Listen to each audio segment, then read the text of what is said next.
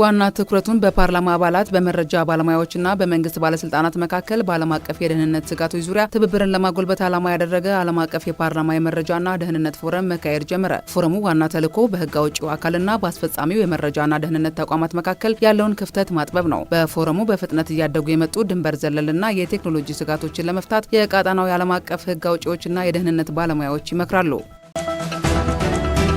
በተጠናቀቀው በጀት ዓመት ከደቡብ ምዕራብ ኢትዮጵያ ህዝቦች ክልል 348 ኪሎ ግራም ወርቅ ለብሔራዊ ባንክ ቀርቧል አለ የክልሉ ማዕድንና ኢነርጂ ኤጀንሲ። የክልሉ ማዕድንና ኢነርጂ ኤጀንሲ ዋና ዳይሬክተር ዶክተር ጌታቸው ወለአብ አፈጻጸሙ በ2017 በጀት ዓመት ከክልሉ ከቀረበው 155.5 ኪሎ ግራም የወርቅ ምርት አንጻር ሲታይ በከፍተኛ መጠን ጭማሪ ማሳየቱንም አንስተዋል። በ2019 በጀት ዓመትም ከዘንድሮ ከፍ ያለ የወርቅ መጠን ለብሔራዊ ባንክ በማቅረብ ሀገራዊ የውጭ ምንዛሪ አቅምን በማጠናከር በኩል ክልሉ ያለውን ሚና እንዲያሳድግ ቅንጅታዊ አሰራር ይጠናከራል ነው ያሉት።